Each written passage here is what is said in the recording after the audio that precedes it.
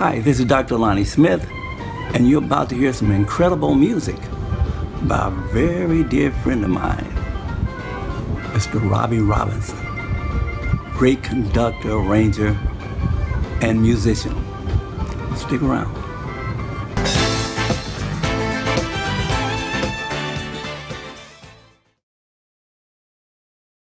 Well, hello, welcome to my friends in Jammin' Java Land, wherever you may be. And happy Monday night to you, September the 20th. And here we are 9 days now on the other side of the 20th anniversary of 9/11. And hopefully it's something we'll keep in our thoughts and our prayers. My wife Carla's watching from our car. Okay, good. We have a couple of grandkids in from Tennessee, Max and Luke, and we're having a blast with them, and they went over to the park, I know. So tonight's going to be a lot of fun. I hope we have some baseball fans in the house tonight, because in more particularly, I hope we have some Cincinnati Reds baseball fans, because we have a super special guest, and his name is Mr. Marty Brennaman. This guy's in the Hall of Fame, the Baseball Hall of Fame. He's in the Cincinnati Hall of Fame. He was the Cincinnati Reds announcer from 1974 to 2019, however many years that adds up to. I guess 45 or thereabouts. And he's not only a super knowledgeable baseball guy, he's a super knowledgeable music guy, too. I mean, and he's got good taste in music. He likes Frankie Valli and the Four Seasons, so what's not to like there?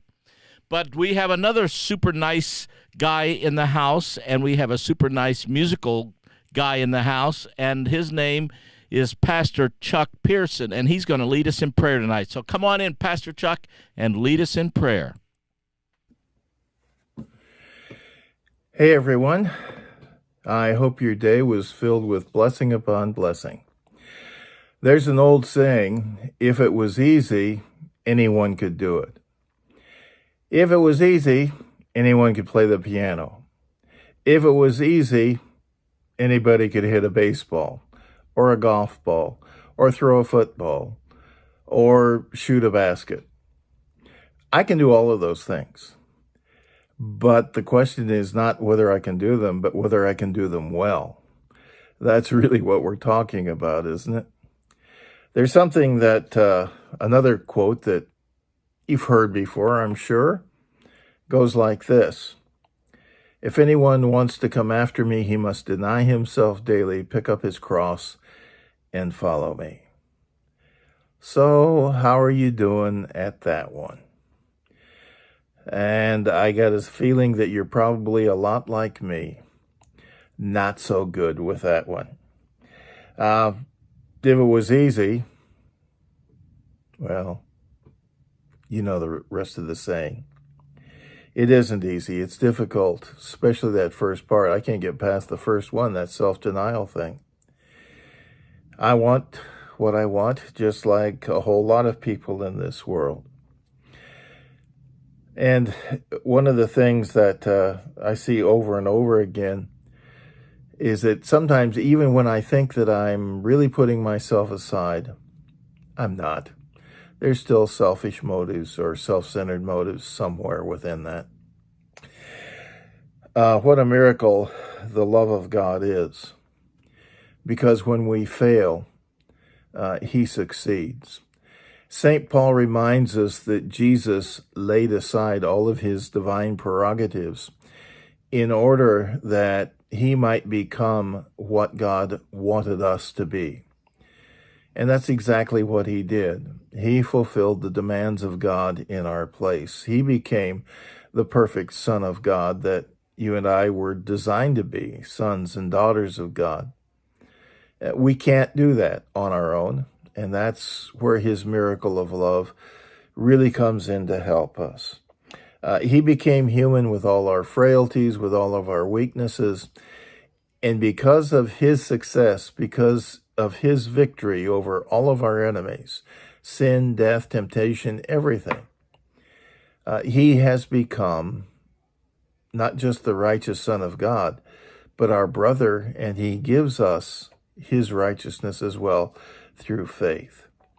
It's not about, and it never was about me or you. It's about him. And it's about what he can do for us and what he can do through us. And it always amazes me how when God makes a demand of us, he gives us the very thing that we need in order to meet that demand, to fulfill it. He himself became the sacrifice for us. He has enabled us over and over again to deny ourselves and help us to pick up our cross daily, whatever that cross might be, and to follow him. Would you pray with me? Father, open our hearts and our minds to your Holy Spirit. As we spend this time together, we ask you to help us to join Robbie in praising you not only with our hearts and our voices, but with our lives as well. Lord, you alone know the things that are heavy on each heart. Hear the cries of our heart. Bring healing and peace to us all. In Jesus' name we pray. Amen. Okay, Robbie, back to you. Oh, let us ever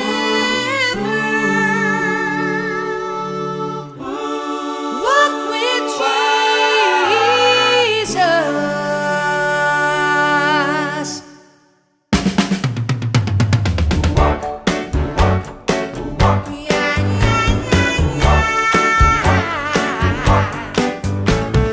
Let us ever walk with Jesus. Follow his example pure through a world that would deceive us, and to sin our spirits lure.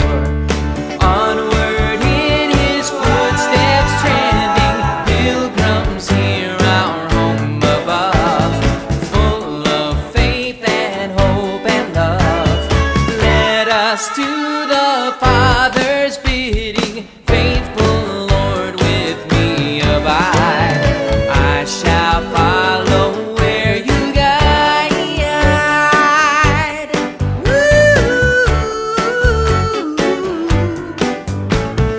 Let us suffer here with Jesus, and with patience bear our cross. Joy will follow all our sadness. Where he is, there is no loss. Though today we sow no laughter, we shall reach celestial joy. All discomforts that annoy shall give way to mirth hereafter. Jesus, here I share your woe. Help me there your joy to know.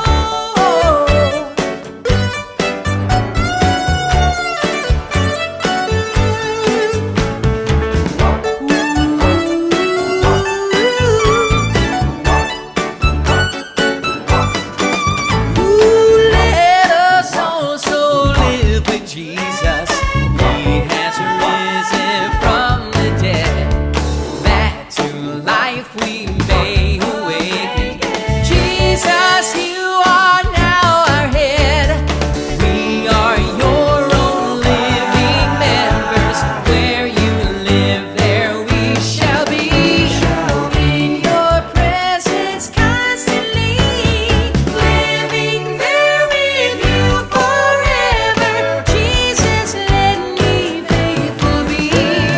Life eternal grant to me.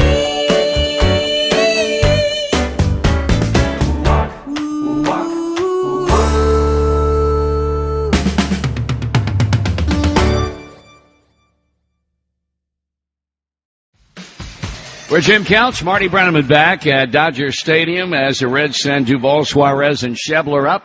Now the stretch and the pitch. And the foul ball back. I want to say hello to a good friend of mine, the musical director for Frankie Valli and the Four Seasons, Robbie Robertson, who is a huge baseball fan. His home is here in Los Angeles. He's currently on tour with Frankie Valli, but he is such a big baseball fan. So, Robbie, we appreciate your tuning us in. We hope your Dodgers go down in flames here on this Sunday afternoon before the Reds head on to San Diego.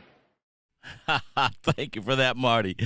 All right. Well, get ready, everybody, because Marty's going to be on with us in a little bit. we got to take care of some business here first before we bring him in. He's coming in he lives in Cincinnati, Ohio, as he has lived ever since, I guess, 1974.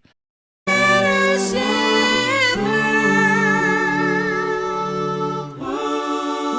with Jesus. And so Travis Clower was the lead singer of Jersey Boys more times. He played Frankie Valli, the role of Frankie Valli in Jersey Boys, more than anybody ever. And there have been a lot of Frankie Vallis in a lot of different Jersey Boys casts, but one of the absolute best, if not the absolute best, is that young man there, Travis Clower, and he played Frankie more than anybody. He also went back to Litchfield with us. I hope Litchfield is tuning in tonight. Just another bit of biz. We had talked about doing a Robinson Brothers Litchfield reunion in November, and because of the new situation with the pandemic and the uptick in COVID, et cetera, they decided to postpone that until we're going to do it in the spring, early spring. So we're just going to push that back a little bit. It's going to be a lot of fun, though. I always love getting back to Litchfield. Also, Litchfield lost one of its favorite sons this past week. Mr. Frank Fleming passed away, who was basically an institution in that town. His father, his grandfather and his father started one of the banks there, and then he was the president of the bank there in Litchfield for years, and now his son is. But he was a great guy, and he used to listen to our WSMI broadcast of the Trinity Lutheran church services at 9 o'clock every Sunday morning. And so I sent some music back there that they're going to use for a slideshow of his life, to celebrate his life. And so our thoughts and our prayers and our condolences and our sympathies go out to the Fleming family at their loss, and all of Litchfield, too, because Litchfield is that kind of a town. It's a small town, 7,000 people in southern Illinois, where everybody knows everybody. And it's my beloved hometown and the beloved hometown of my wife, Carla, and my brother, Rex, of course. We are getting ready to go back on tour again. We had a few weeks off here with Frankie, and then we hit it. I don't even know where we're going. So if somebody out there knows, let me know so I can go to the right place. I see Steve Vaccaro from the Chapters Rack is watching. Hello, Steve Vaccaro. It was a great show earlier this evening. We had Les DeMerrill, who had been a guest on this show a few weeks ago, and Les was our guest tonight, along with a sportscaster and a couple other pieces. Hi, Bob. Yes, we will miss Frank, no question. It is definitely Litchfield's loss. Hello, Neil. Thank you for that. Oh, thank you for that, Steve. See you in Minnesota on September the 30th. Yeah, that's our first week, our first show. And then basically we're going to be doing about 6 shows a month. We kind of go out for a 3-day weekend, come back, and then next week we go out for a 3-day weekend kind of a thing. Yeah, Steve Vaccaro says Les is awesome, and Les DeMerrill is awesome. We played a thing a while back. Well, Les was on here a couple weeks ago, and it was always fun. Carla says, happy birthday to you. Scott. Is today Scott's birthday? Oh, Lord. Well, is it for real, Carla? My brother Scott Robinson, who watches this show regularly, and he was the baby brother of the 4 boys. I wonder if I hit the right buttons, if I could play Happy Birthday. Put this on over here, and let's see if I hit this button, what happens here. Bear with me. I think I got something. This is for you, Scott.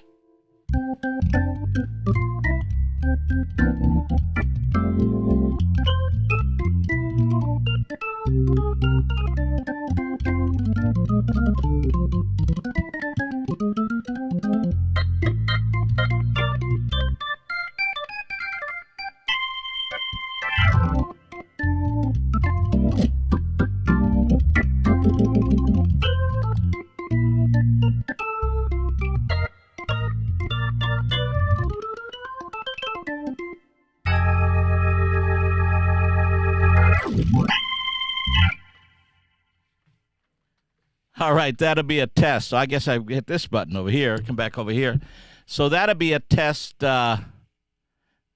Scott says he's smiling. Smiley Scott. Ha! Let me know if that sound was right on that keyboard, because I'm going to try to play something. I haven't played anything live for a few weeks, and so I need to get back into the practice. I need some practice, that's for sure. But before we get to Mr. Brennaman, Marty Brennaman, why don't we play some music? And I've got, we're getting ready to go back on tour, and I thought that you might enjoy a little bit of Frankie Valli stuff. And this is kind of fun. Check this out.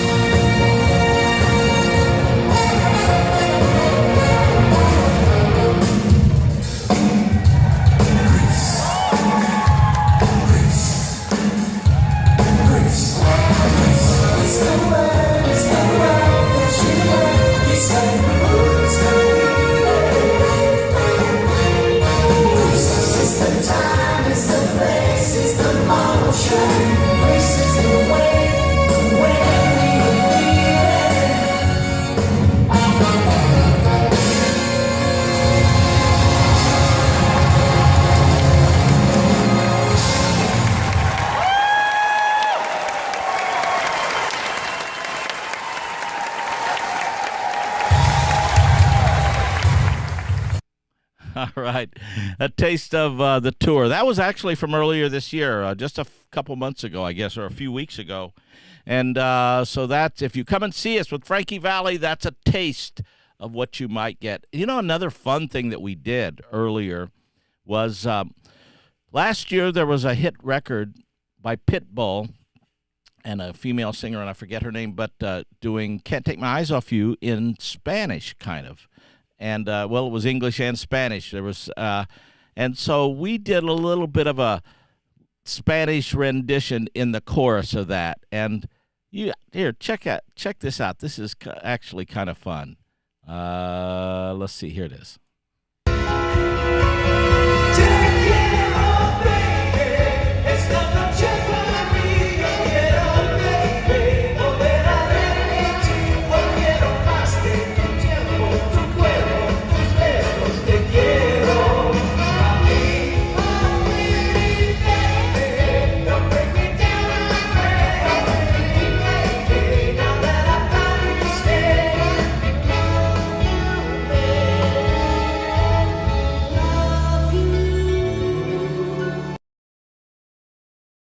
So that's just a taste of learning it in Spanish.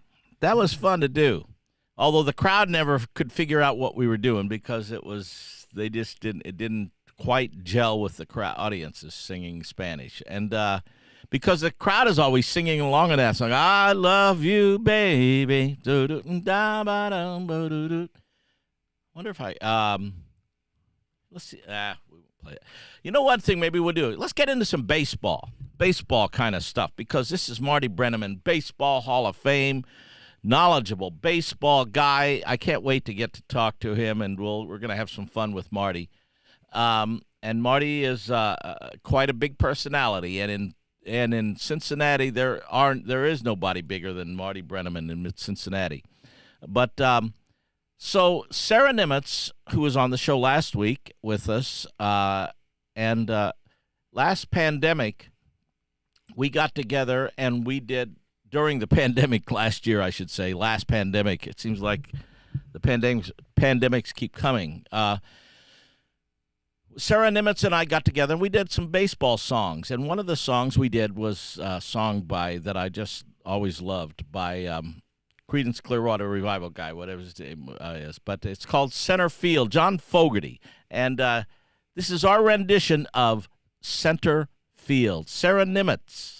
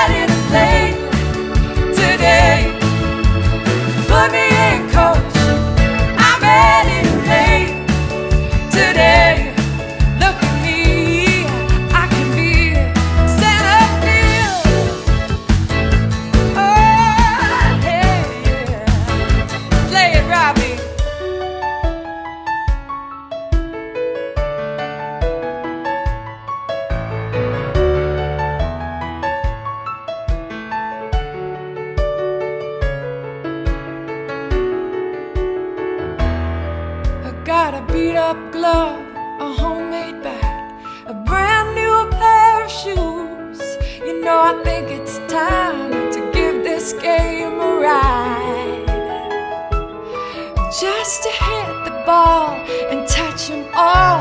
A moment in the sun, it's gone and you can tell that one goodbye.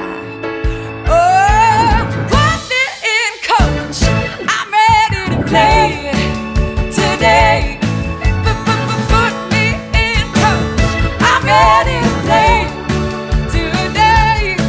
Look at me, I can be put me in, coach, I'm ready to play today. Oh, put me in, coach, I'm ready to play today. Look at me, I can be center field.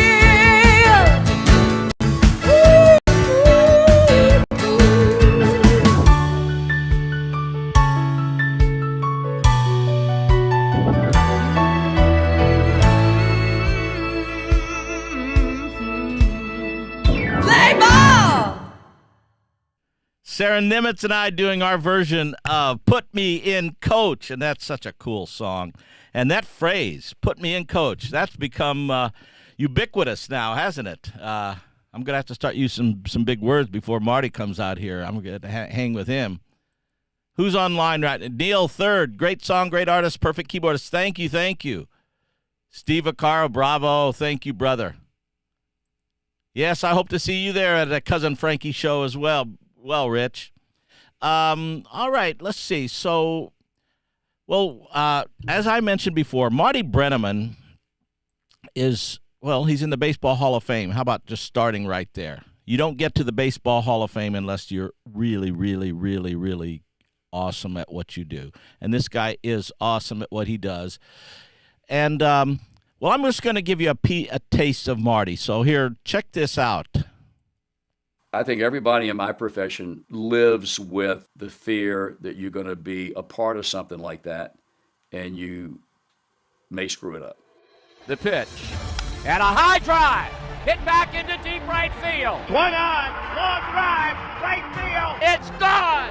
And this one belongs to the Reds. This wasn't just a job. They lived and breathed and died, Reds baseball. That impact that he's had on this club, building this brand throughout Reds country, is immense. It was his first half inning. Swung on, long shot, into deep left field. Rose is back, and that ball is gone. And right then you knew this guy's special. This guy was put on earth to do this. And here it comes, and it is swung out and missed. Bob Browning has pitched a perfect game. Hair on the back of my neck still stands up when I hear it. I was there. It gave me chills, and listening to it, it still does. As the momentum builds, I can see him lean forward, and I can see those veins in his neck start to come up. Hit number 4192. A line drive single into left center field. A clean base hit. Masterful. Or fresh hot pizza at Superbuys. Ha! I'm a regular long fella, right? Actually, you're a regular short fella. They would get mail where it would be sent to Marty and Joe with no address. Just Marty and Joe, Cincinnati, Ohio. Marty and Joe were my childhood. It was everything. If you don't hustle and you're a lousy player and you make some bad plays, you're going to hear about it. And I just remember him saying something along the lines of, that's fine, you have your opinion, I have mine, I'm going to be here long after you're gone. This is the kind of thing, quite honestly, right now, that makes you want to see the Chicago Cubs team lose. He started up with his hand and then gave the safe sign. I am specifically citing one umpire, and he is bad news. Just call it the way it is. Call it the way you see it. He had a very strong opinion on how the game should be played. He never backed down. I mean, you're not going to see the likes of Marty Brennaman at his style anymore. You came through. That is without a doubt ahead of anything that's ever been broadcast on the radio. It just took it to a whole different level. He just does a lot of things for a lot of people. And Marty has done it for such a long time. He always has a voice in this town, and he always will.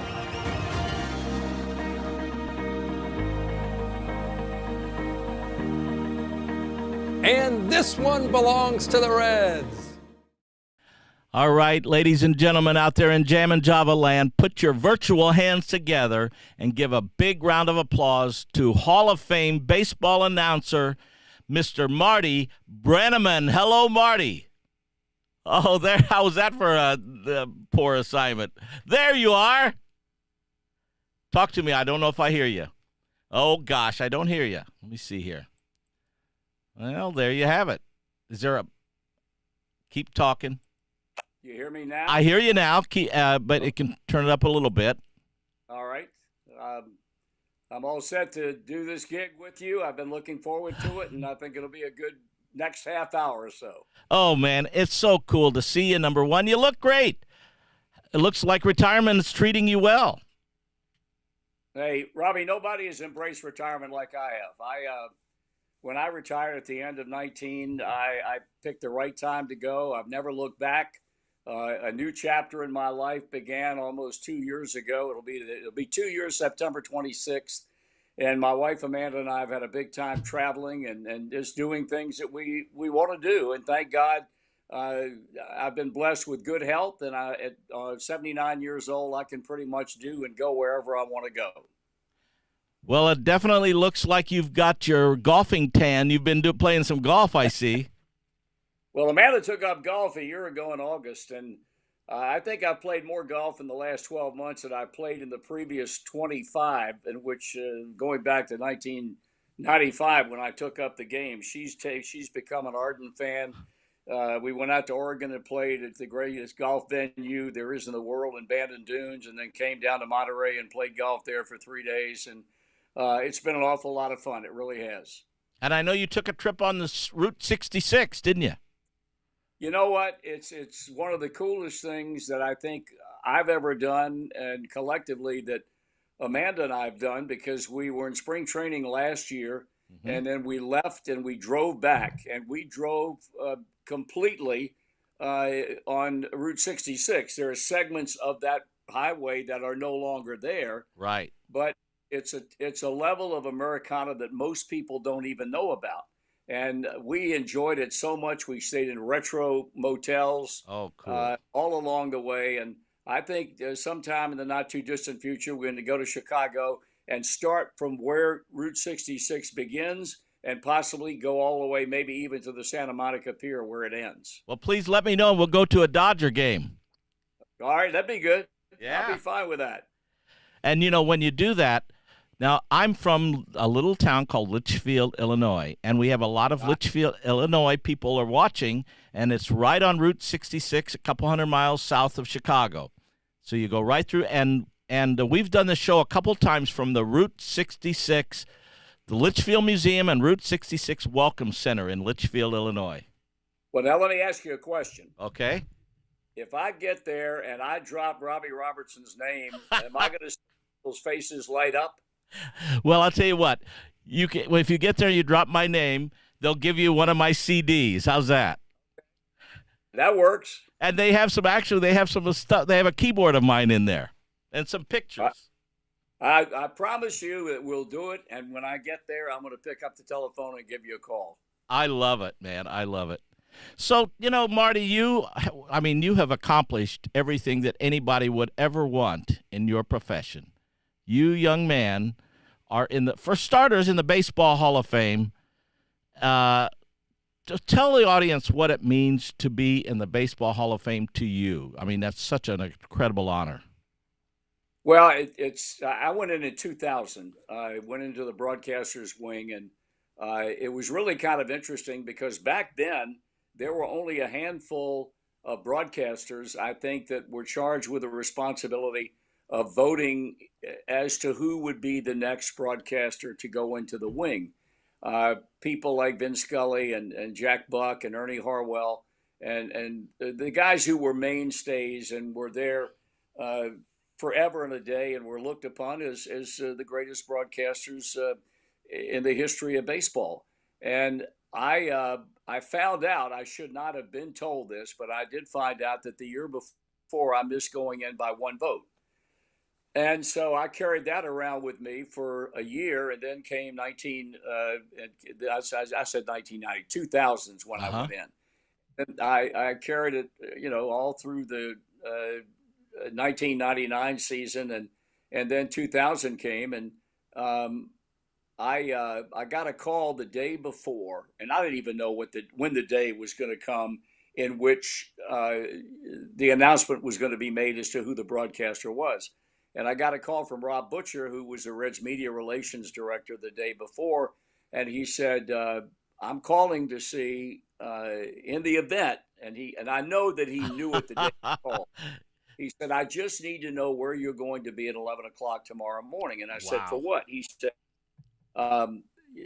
"Whoever is the broadcaster will get a call from Dale Petrosky, who was the president of the Baseball Hall of Fame at that time, to inform him officially that he would be the recipient of the Frick Award." Wow. And I said, "Well, okay, who else is getting it?" He said, "Well, everybody that possibly could get the call is getting it. I'm just doing what they asked me to do." And I said, "I'll be around the house. I'll be home."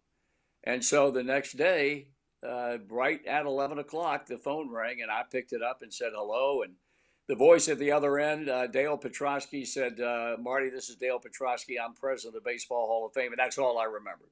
I didn't remember anything else. My whole career flashed in front of me because I knew that he was not calling to see how I was doing that day. Of course. Then the experience was just incredible, more so for me than I think maybe other guys, because I went in the same year that Sparky Anderson and Tony Perez went in. Wow. And except Carlton Fisk, it was an all Cincinnati Reds weekend. Wow. And it was just an incredible experience. My dad, unfortunately, passed away 6 years before that. My mom was there. It was just spectacular. And I've had people ask me afterwards, said, when you came to the Reds in 1974, did you ever think that one day you'd be in the broadcasters wing of the Hall of Fame? I said no, for one big reason, and that is because there was no such thing as a broadcasters wing of the Hall of Fame. Oh, that's right, in 74. Yeah. It didn't come in until, 1978, 79. I think Mel Allen and Red Barber were the first two inductees. And so it was a highlight of my career. Obviously, I think anybody who gets into this business and his vocation is broadcasting baseball, and if you're fortunate at the big league level, that would be as great a recognition of what people thought about you as a broadcaster than anything else I can think of. An incredible honor. So kudos to you. Congratulations to you. And I have something I want to show you here. See if I can pull it up here. Here, let me back up. That's a good shot right there. Isn't that a good shot? This kid. Yeah. You want to tell the audience what this happened yesterday in the Dodger Reds game. T.J. Friedel's a young man the Reds just called up the last few days. He came up from their AAA club in Louisville when they had to place a couple of players, outfielders, Shogo Akiyama and Tyler Naquin on the disabled list, and they brought Friedel up 2 days before. He pinch hit on Saturday and popped out, and then he came into the game yesterday against the Dodgers at Great American Ballpark and hit a pinch hit home run. It was his first big league hit. The ball sailed into the bleachers in right field. Mookie Betts was playing right field for the Dodgers. He went all the way to the wall and then watched the ball go into the seats. So he saw who caught the ball. And God bless him. I've had nothing but great things said about this young man when he was with the Red Sox and, of course, now with the Dodgers. I met him, but they say what a classy young man he is. He got the attention of the gentleman who caught the ball. He talked to him and said, let me have the ball. It's his first big league hit. He gets a home run. I want to make sure he gets the ball. And he said, I'll do something for you if you give me the ball. The guy threw in the ball. He threw it into the Reds dugout. And then after the Dodgers had hit and went back to the field in the next inning, he had a baseball bat, his own bat, autographed to this guy. And he went up to the stands and handed it to him into the bleachers. It's one of the classiest things that I've ever seen a ball player on an opposing team do for a guy on the other ball club. It was and it's not just another guy on the team. You're talking about a guy who's a mega superstar, a $300 million plus contract, but Mookie Betts, and you know what? There was another chapter of that when Mookie gave the baseball bat to the fan up in the stands. The fan went over to a young fan who was wearing a Mookie Betts Dodger uniform and gave the bat to him. How cool is that? Well, it was a class act on both ends. It was a class act for Betts, and it was a class act for the fan to give that young man who was clearly a Dodger fan a bat and a memory that he will have for the rest of his life. Awesome. And Friedel won't he'll never forget it either, will he? Well, he wouldn't forget his first hit, let alone his first home run, and especially those circumstances. Yeah, and he had some very, very nice things in the post-game news conference, the comments that he made about Mookie Betts. And I just think you don't see that type of thing happen, unfortunately, very often today. And for a superstar like Betts to do what he did, knowing the importance to T.J. Friedel of that hit, and to get that ball back so he'll have that for the rest of his life it was beyond comprehension. It really was. Well, what's your take on the baseball season so far? Over in the Reds and the Brewers and the Cardinals are all fighting for that wild card seed, right? Or not the wild card. Well, yeah, it could be the wild card. Yes, second wild card. Right now, the Reds are basically on life support at the moment. And they've had a terrible September. Going into the series that they're playing now with the Pirates, they'd lost 8 straight series. Nobody had swept them, but they'd lost 8 series in a row. They were one time 12 games over 500, and they were in the driver's seat as far as that number 2 wild card is concerned. Now they need an awful lot of help. The Cardinals have caught fire at the perfect time of the year. They have, they won 9 games in a row, and they're going to be tough to catch. I give Mike Schilt, the manager of the Cardinals, and that coaching staff a lot of credit for motivating that team and putting them in the position that they find themselves in terms of going to the postseason. And I have a question for you, because this is something that I watch almost every Dodger game now when I can. And I know you. and You did. and but it drives me crazy, and I'm sure I'm not the Lone Ranger here, when I see umpires at home plate missing those calls. Such a high percentage of calls. What do you think of the electronic strike zone? Well, I'm not a big fan of it. Uh-huh. I and I'm not a traditionalist in the sense that I think baseball should maintain the same set of rules that have been etched in stone for decades and Yes. decades. I think that this sport needs to move on and try to keep up with the times like the NFL and the NBA have done and the NHL. Baseball at times has been very reluctant to make changes, Sure. but that's something that I would really have to do a lot of soul searching to finally come to grips with the fact that the electronic strike zone is the way to go. I think it certainly seems to be something that eventually will come into play, but that would be something that it would take a lot of getting used to, as far as I'm concerned. Well, I am a traditionalist, and I believe in heck. I'm not a fan of the designated hitter and any of that kind of stuff. Nor am I. Yeah, I mean, National League Baseball is the way it's supposed to be played, but it drives No, me but nuts Robbie, to see those things. the DH is on its way to the National League. I You know, can. I know. I feel the same way you did. My last year in minor league baseball, I only spent 3 years in the minor leagues, and I did it at the AAA level, and I was in Norfolk doing the New York Met AAA club. And Uh-huh. my last year in Tidewater was the first year that the DH was implemented in minor league baseball, and I thought it was sensational until about 3/4 of the way through this first season, my last year in the minor leagues. I grew to dislike it greatly. Yeah. But I think it's going to be in the National League, and it could possibly be in the National League by 2022. Wow. Wow. I know. I Yeah. mean, I understand the dollars and cents that it brings in home run hitters, offense brings in fans, et cetera, et cetera. But to me, we don't want to get off in the weeds on that. I have a couple questions some pictures here that I want to show you here. And Okay. we already looked at this guy, and you commented on him. See, let me go over here. Tell me what you think about this next gentleman. Okay. I just talked to him yesterday. Wow. The two best friends that I had in all the years I was doing Reds baseball, 46 years, were Pete and Joe Morgan. And Joe, God rest his soul, passed away last November. He was a dear, dear friend of mine. Pete is the same today. I talk to Pete a lot. He's in Vegas most of the time now, and we chatted yesterday for about 20 minutes. And I think I think that people will always ask me about the Hall of Fame. Of course they do. As a matter of fact, Steve Acaro, one of the comments in the notes here are, should Pete Rose be in the Hall of Fame? What do you think? My answer to that is absolutely he should be.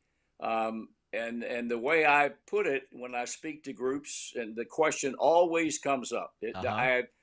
I had kept track of all the speaking engagements that I've made over the last 5 or 6 or 7 years. I would have a running total of consecutive events in which somebody asked me about Pete.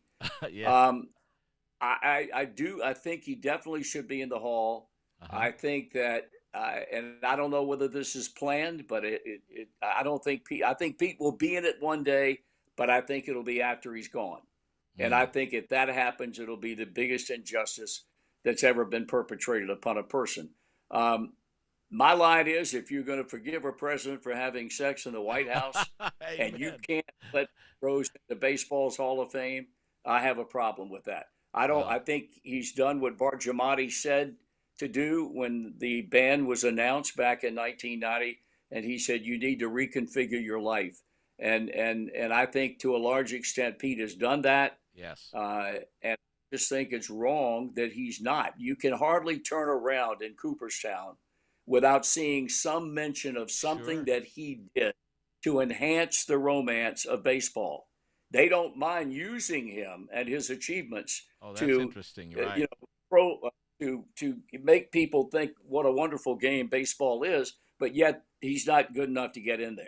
And I think it's hypocritical. I think you can't have it both ways, and that's what the Hall of Fame is doing right now.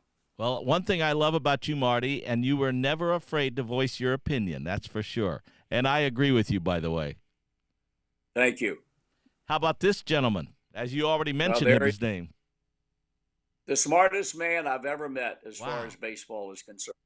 He could have been an owner. He could have been a general manager. He could have been a great manager. He was a great broadcaster.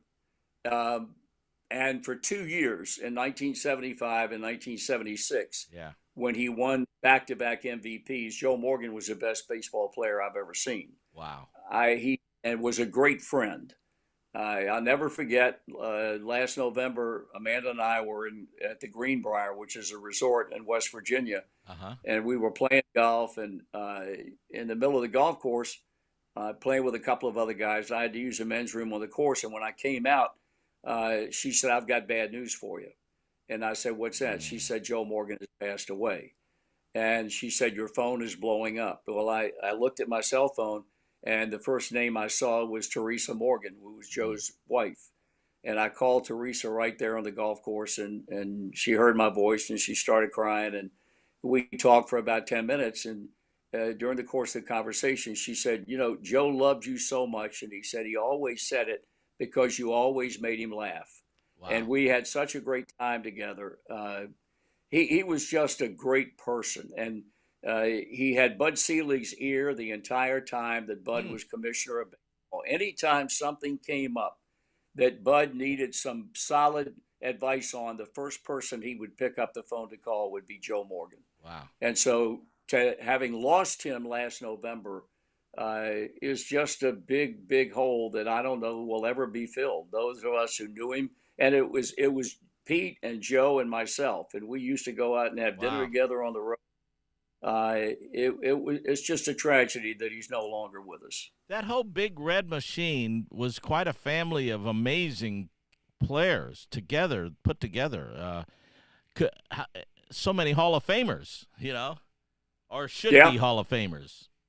Well, you had Johnny Bench, who's for my money, and I you got to understand, I'm talking about people that I have great prejudice about.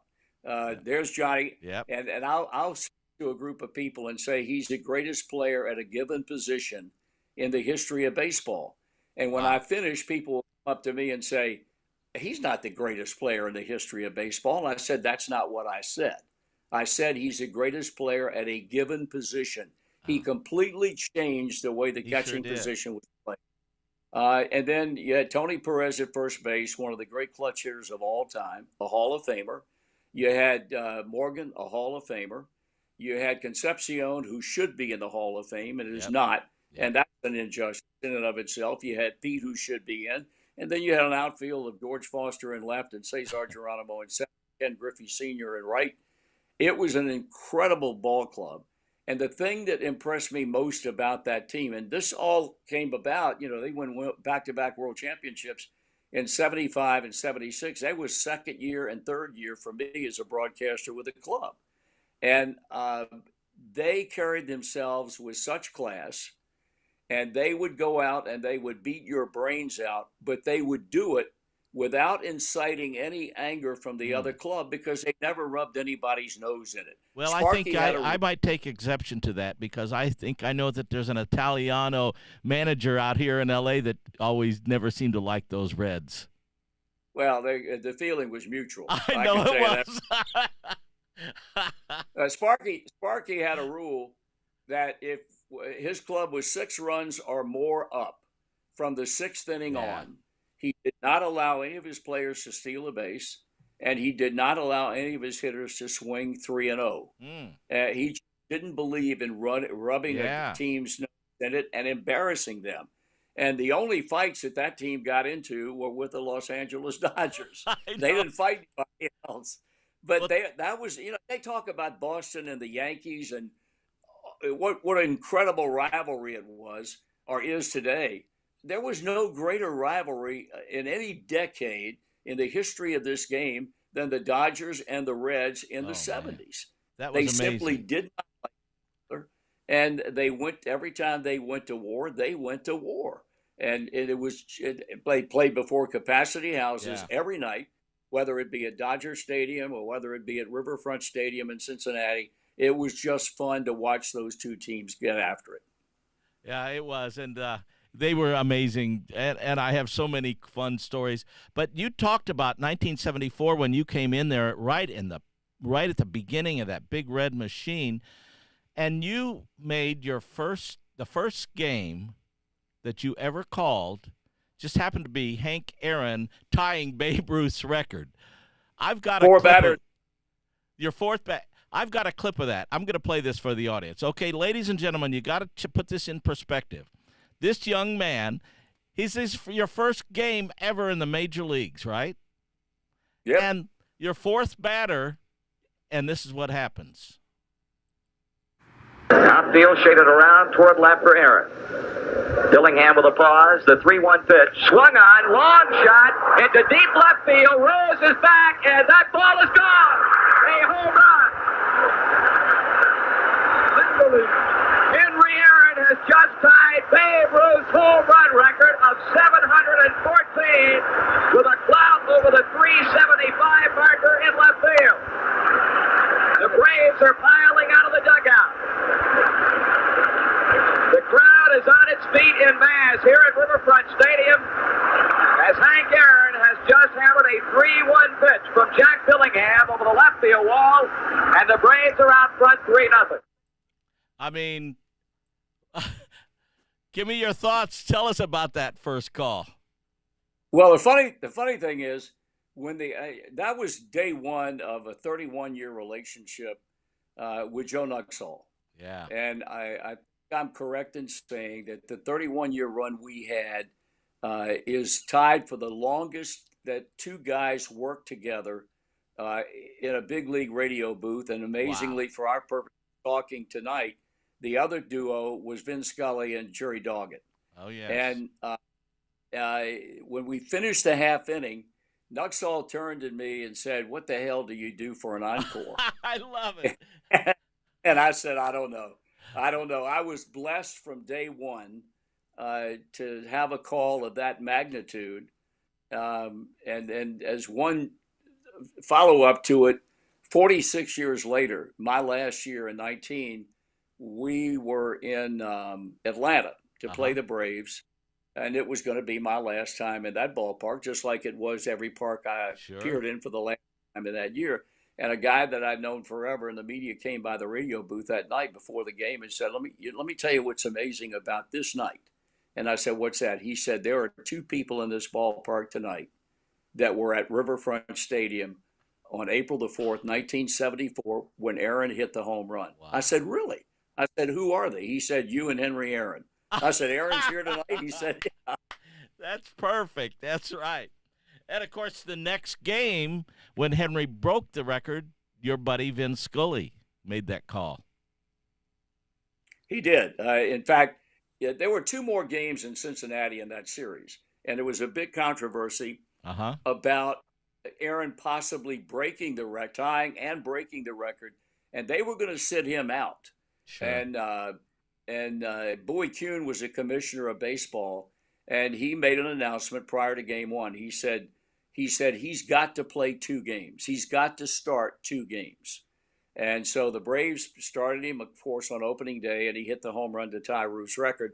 He started him the next game, and I think they took him out after two at-bats. Sure. And they did not play him the third game.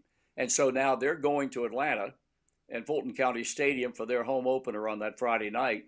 And Al Downing started for the Dodgers, and Aaron hit the home run with Vin's call. Vin's call was a hell of a lot better than mine was, by the way. Oh, I don't know. Yours was pretty amazing. Good. Now, you mentioned this guy here. I'm going to go. See, I got to hit. You mentioned him, but this is who you mentioned. Yep. Joe Nuxhall. Tell us about your relationship with Joe. Well, Robbie, the longer it went, the better it became. He and I had an incredible relationship. We genuinely loved each other. And I learned so much from him about the game and about to carry yourself in a manner that most people would respect and admire. He was a superstar in this town, and he Sure. was a man completely without any ego at all. He was born and raised in a suburb here in Cincinnati. Wow. And people talk about icons and in certain cities or areas, and the guys they talk about in this town are Oscar Robertson, who was from Indianapolis but played basketball at the University of Cincinnati. Is Sure. one of the 5 great players of all time and still lives here today, and Pete Rose. And my contention is that guy right there, there was no greater icon in sports than that man there. I never saw a fan ever have a crossword with a fan. He was always respectful of the comments and the compliments that the people paid him, and we just had an incredible relationship. We got to know each other so well that I could stop a sentence in the middle of it and he could finish it, and vice versa.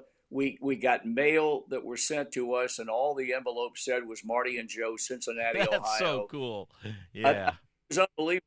And so, I think back on the 31 years that we worked together, and I can't imagine ever having been blessed by anybody else in this business to have worked alongside a guy that they loved so much and held in such high esteem as I did Joe. Well, you mentioned we talked about your Hall of Fame credentials now from year 2000, but just this year, 20 years after you get into the MLB Hall of Fame, you get inducted in 2020, I think it was, into the Cincinnati Hall of Fame. Let's see if I've got a picture of that over here. The chief cook and bottle washer over here, and it's. Yeah, you're doing a great job. I'm learning that the pandemic has given me this opportunity to learn new stuff, right there. Yeah. Congratulations, Cincinnati Reds Hall of Fame 2020 induction. Tell us what that meant to you. Well, actually, the induction took place almost 3 weeks ago. It'll be 3 weeks this coming Friday night because that's last okay. year we couldn't do it because of the pandemic. And it was held, it'll be 3 weeks ago this coming Friday night. And I got to be honest with you, it probably meant more to me than the Baseball Hall of Fame, because I was talking, when I made my induction speech, I'm talking to people, to my people, to the people that listened to me for 46 years in this town. And the fact that I'm the first broadcaster to go in, it was just, they had the biggest return of former Hall of Fame players and just former Reds players they've ever had. I went in as a standalone candidate. It was only the second time in the long history of the Reds Hall of Fame induction that they had only one person go in. Pete went in by himself a number of years ago. I went in by myself. And so it was really special. And the club did a wonderful job of making it even more special for me, and all my family was there. And it just was indescribable. I had to wait 2 years for it, but it was well worth the wait, believe me.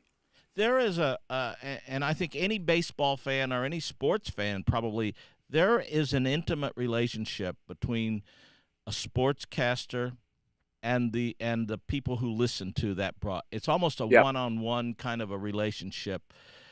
What is that? I mean, I'm from your side of the fence. Tell me about take us inside that a little bit, if you don't mind. Well, I think the biggest, there are a number of reasons why. I don't think there's ever been a sport made for radio like baseball. With all due respect to football and basketball and all the rest, baseball was made for radio, and radio was made for baseball. And on top of that, and I use the word being blessed because I was in so many ways to have been chosen to come in here in 1974 and succeed an unknown broadcaster by the name of Al Michaels. Right. If you're fortunate to come into a town that's a radio town, there are television towns and there are radio towns. Chicago, for the most part, and I think Harry Carey had a lot to do with that, was a TV town. I think New York is a TV town. but Cincinnati has always been a radio town. So I came here. I learned early that it was a very provincial town, the most provincial city I've ever lived in, and I made the decision to stay here. And I had opportunities to leave and go to a whole bunch of bigger markets in the course of my run. And every time I had to make a decision about leaving, it was always no. I'm happy where I am. And I lived here 12 months a year. People would see me in the grocery store, and um, they determined fairly early on that I was one of them. And when I say provincial, it's like if you and I are brothers, I can call you every foul name known to man. But our friend Jim better not say the same thing to you, because then he's in trouble. Yeah. The way this town is, Sure. once they determine that you're one of them, you can do no wrong. And so I was, I was blessed to come here. I was smart enough to know that this is where I wanted to be. And so to have it all capped off, and I keep telling people, I said, that's my swan song. And people say, well, we hope it is. And I said, well, my real swan song was that broadcast I made on September the 26th, 2019, because I'm never going to do another baseball game again. That's a chapter that's over in my life. Well, I get that, and that makes total sense. And I see you, though. You're not just sitting home twiddling your thumbs. I see, watch you on your Facebook feeds and stuff. You're all over the place, so you're a busy, busy guy, which is cool. Well, I made a decision a long time ago that I was going to retire when I still had my health, and I try to walk 5 miles a day. I don't take any medication. Good, I'm healthy as I can. And I think a lot of that has to do with the woman I'm married to. I jokingly Amanda, say, well, yeah. not joking, the road to matrimonial bliss has been a very expensive one for me. But the third time was a charm for me. And Amanda and I have been married 9+ years, and she's 30 years younger than I am, although we celebrate the same birthday, July 28th. Yeah, it was meant to be, wasn't it? Yeah. She won't allow me to sit around and do anything. And so she's doing her best to keep me young, and I think she's doing a pretty good job of it. Well, I was disappointed that we had a show cancel earlier this month. I was going to get a chance to see you, but hopefully we'll be there sooner than later out there. Well, I sure hope so. I saw you guys up outside of Dayton. Was it last year? Yeah. It was great. Yeah, 2 years whenever ago. it was. Yeah, and there was a big incident there, if you remember, because had been a big shooting, and they in that area or some kind of bomb had gone off or something. And it was great seeing you guys. And as you well know, I've been a big Frankie Valli and the Four Seasons fan for as long as I can remember. And you and I developed a friendship. I think our first time face-to-face meeting was at Dodger Stadium. Yeah, I think so. When I came and sat down and visited with you, and you had that infernal Dodger cap on. And you notice tonight, out of respect to you, I did not wear my Dodger garb. That'd be fine. Let me tell you something.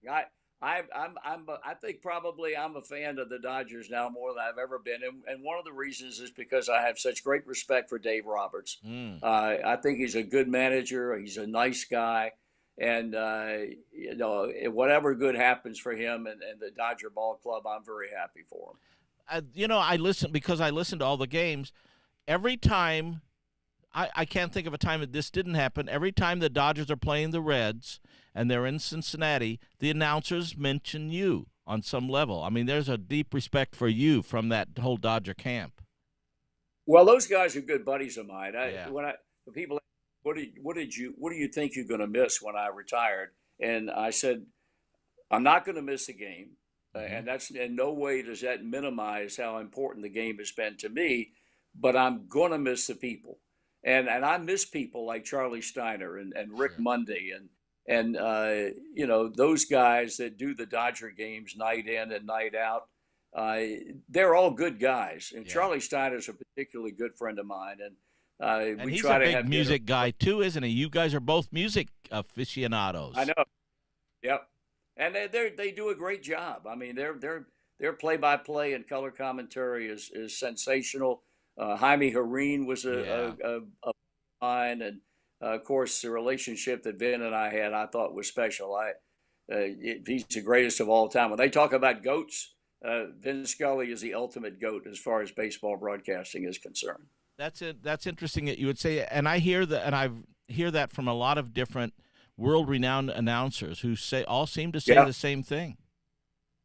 Well, you have to respect the fact that the man was so eloquent in his delivery, night in and night out, but what people who don't know him don't have any reason to realize, he is a man, like I said about Joe Nuxall. He has no outward ego problem at all. And this is a man who's commonly told day after day after day in his normal, you're the greatest baseball broadcaster who, and it has not affected him one single bit. Amazing. And so no one has greater respect for him as a broadcaster and also as a person than I do. Well, I can tell you one thing, my friend. I have the utmost respect for you as a broadcaster and as a person, and I'm so thankful that you would come on to share some of your life and your times with the Jammin' Java audience tonight. Well, I consider you a very good friend. We've had a lot of great conversations in the past, and I hope we will continue to in the future. And I'm just going to count the days until you and Frankie and the Seasons are back in Cincinnati. I can't wait, my friend. So, and keep an eye out. If you're ever in your travels around Route 66 and you see Frankie Valli and the Four Seasons on the billboard up there, come and see us or call me. Believe me, I'm sure you will. Well, God's big blessings to you and to your missus, and I look forward to seeing you again sooner than later, my friend. I hope so. Thanks, Robbie. Thank you, Marty. All the best, brother. Thanks. Marty Brennaman, everybody.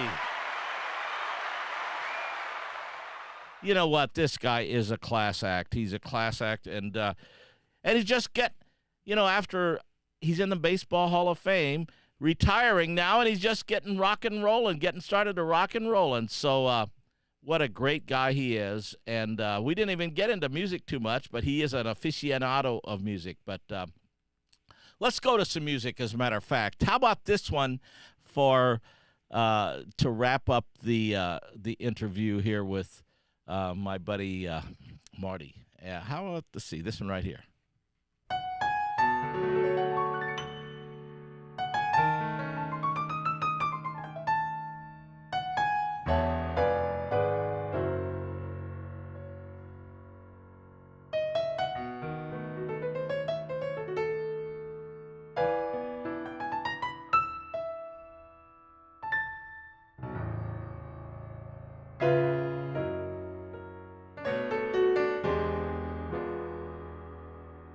Take me out to the ball game. Take me out to the crowd. Buy me some peanuts and Cracker Jack. I don't care if I ever get back. Let me root for my home team. If they don't win, it's a shame. For it's 1, 2, 3 strikes, you're out at the old ball game.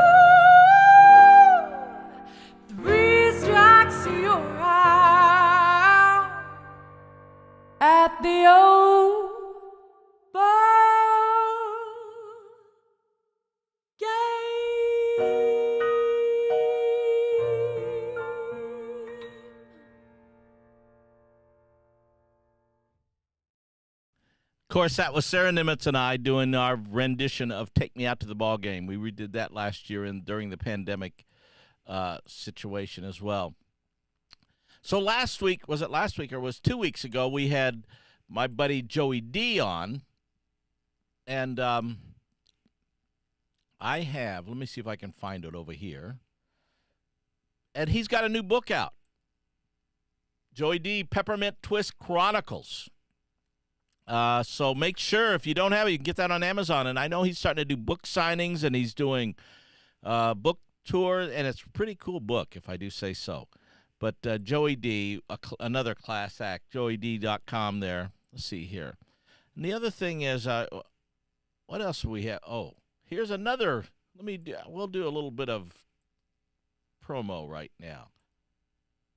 This guy also has a record out that if you haven't gotten it, check it out. Frankie Valli, A Touch of Jazz, with the brilliant Joey D. Francesco on Oregon, and Joey and Frankie and I produced it, and I'm very, very proud of it, and it's something, if you're a Frankie Valli fan at all, you've never heard him sing like this. It's amazing. If you're a jazz fan at all, you've never heard a superstar icon sing jazz like this, so check it out. Frankie Valli, A Touch of Jazz on Green Hill Records. And I thought I would play something. He was talking about Vin Scully, so I got to make sure this is all working here. And Vin Scully, I hear this from everybody, that Vin Scully is the greatest that ever, the GOAT, greatest of all time. And I'm such a Vin Scully fan. There were times when I would have an opportunity to go to the game, and I would rather stay home, especially the last 2 or 3 years of Vin's career. He was 67 years the Dodgers baseball announcer. Now listen to that. 67 years he was the Dodgers baseball announcer. I mean, that's beyond comprehension.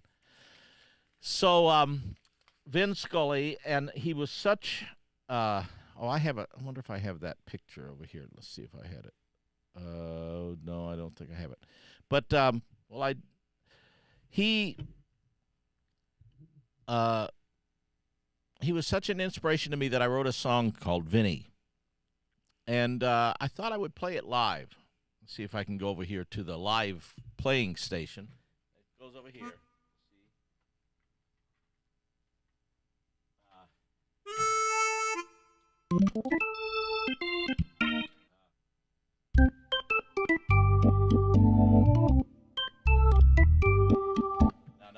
Okay, so we're going to push this button over here, and we're going to make it come over to that other camera.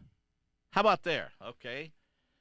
Now, it's been a long time since I played this song, and I have not rehearsed it, so this is going to be kind of, I hope I can still do it. I need to get back in the groove of practicing more. I'm kind of stuck over here. And let's see, this works?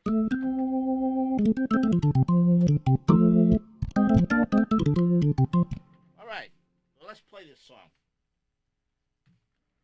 I've got a little backing track here. It goes like this. Sure it does.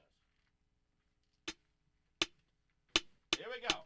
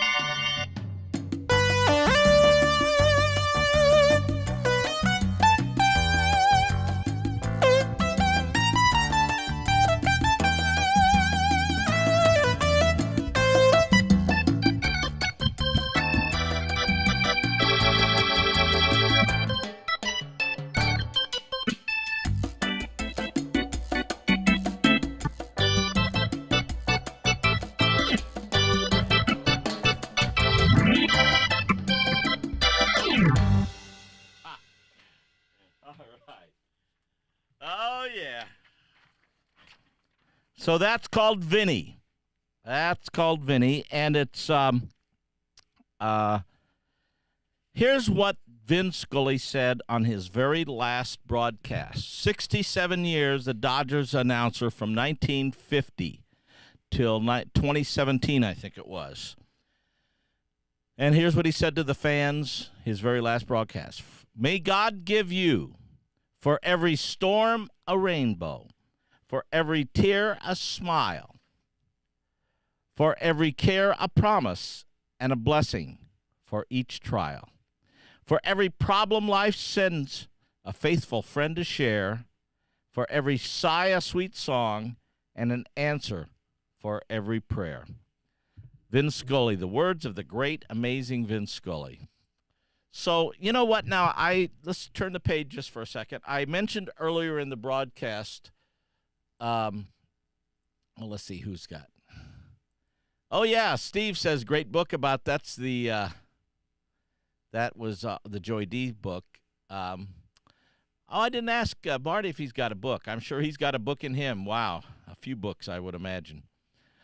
I mentioned Frank Fleming from Litchfield, and I wanted to do a little tribute song to Frank Fleming. And as I mentioned, we broadcast our church services on Sunday mornings, 9 o'clock California time, and it's called Trinity Lutheran Church, Simi Valley. That's our website, Trinity Lutheran Church, simivalley.com or simi.com. And Frank Fleming, who was a very well-respected man in my hometown of Litchfield, Illinois, passed away this past week, and he used to listen to our services on WSMI. And I sent some music to be played during some slideshows and stuff that is for this memorial service this coming Thursday, I believe it is, in Litchfield. And I thought I would play one of the songs that in honor of Frank Fleming. And I'm looking at some songs here. This is Andrea Hammond and Eddie Hedges, who is a Cincinnati gentleman. He hails from Cincinnati. He had a band in Cincinnati that was very successful, the Blessed Disciples of Soul. And but this is our rendition of a great hymn by the Gaither, Bill and Gloria Gaither, called Because He Lives. And this is in honor of Frank Fleming.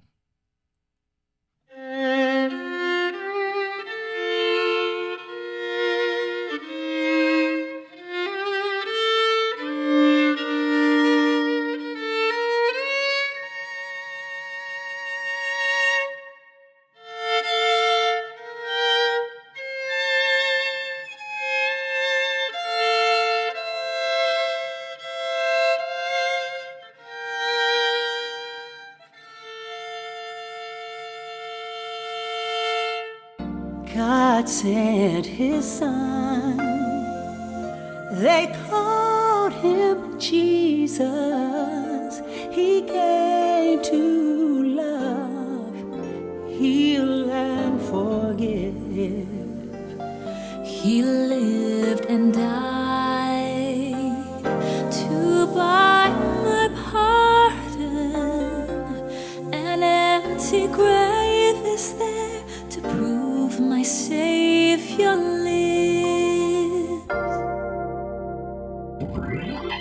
Because he lives, I can face tomorrow.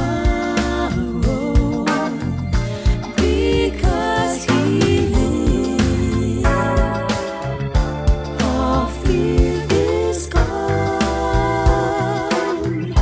Because I know he holds the future. And life is worth the living just because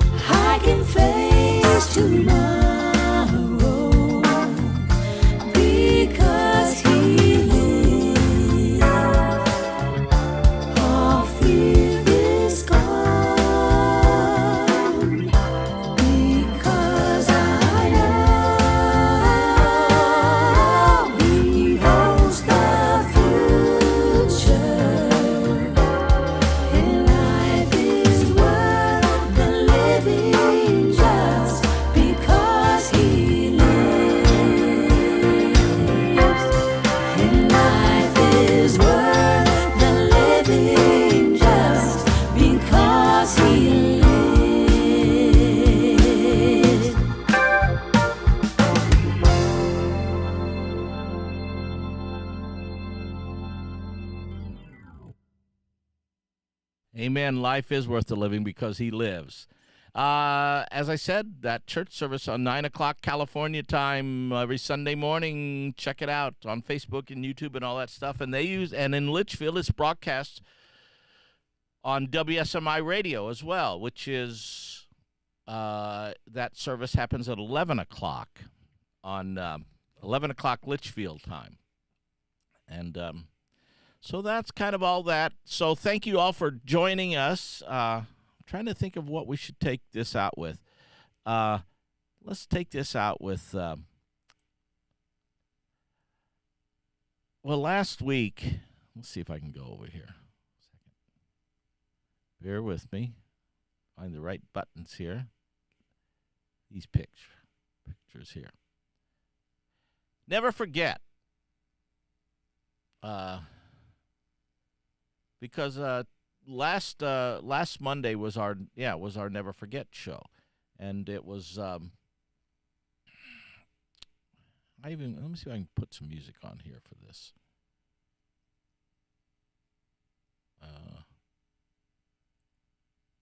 What's this one?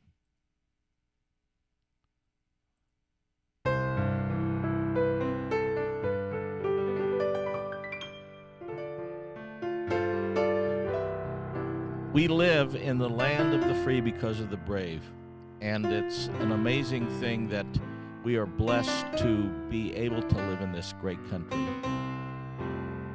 And 20 years ago, this past September 11th, one of the most horrific things that ever happened to this country, of course, happened.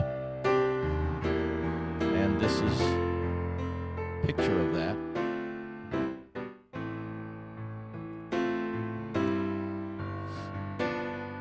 And I'm sure that if you were alive during that event, you can remember where you were when that happened. And we pray and we hope that nothing like that will ever happen again. We need to be diligent. We need to be on our knees about this country.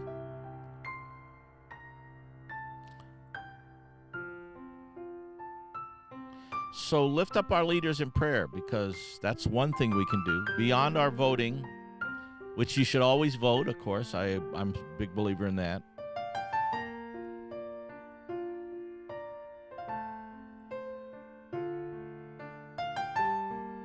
This is the Flight 93 National Park, where Flight 93, that the terrorists had hijacked, and were going to take that into the Capitol building, and it was saved by some heroic efforts on the people that were on the flight, who gave up themselves so that flight would not go into the Capitol with the infamous "Let's roll."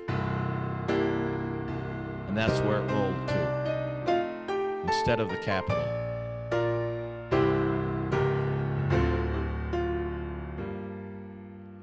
So let's don't ever forget what happened then. Let's keep our country in prayer. Let's vote for leaders who are going to take us down the Lord's path. And never forget. And on that note, we're going to say goodnight. I'm going to play one more song here to take it out. And this is an amazing version. An amazing version of My Country 'Tis of Thee. Or is it America the Beautiful? It's America the Beautiful, by Olivia Leyenbacher, who is one of the singers at our church.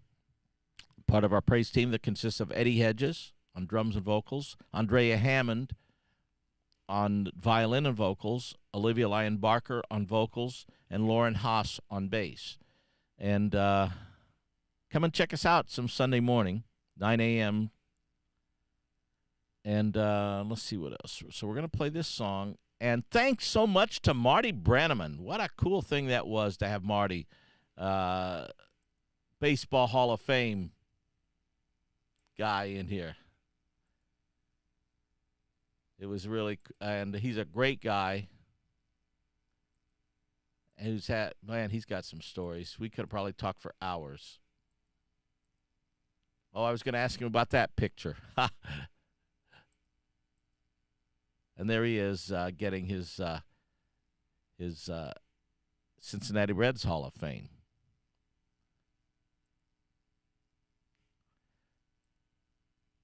And there he is with Joe Nuxhall. So good night, y'all. We'll see you next Monday. And Jam and Java is always kind of a work in progress. It's a new adventure every Monday. I appreciate you tuning in. I appreciate you helping spread the word. And good night to everybody. God bless each one of you. God bless each one of you. And God bless this amazing nation that we are blessed to live in. So good night, y'all.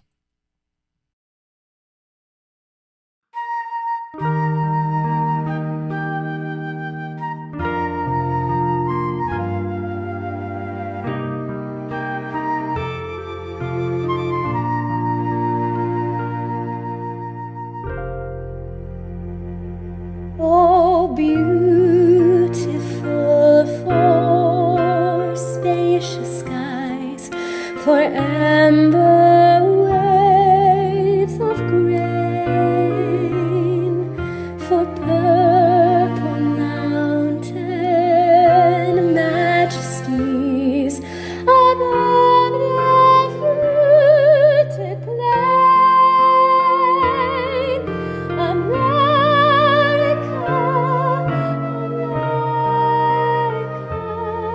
God has shed His grace on thee, and crown thy good with brotherhood from sea to shining sea.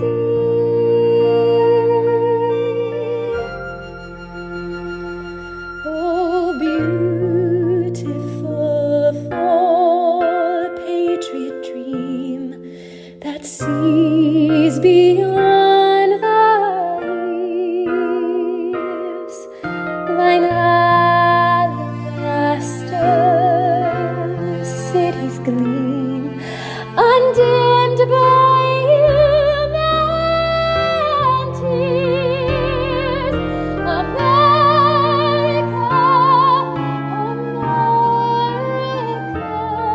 God has shed His grace on thee, and crown thy good with brotherhood from sea to shining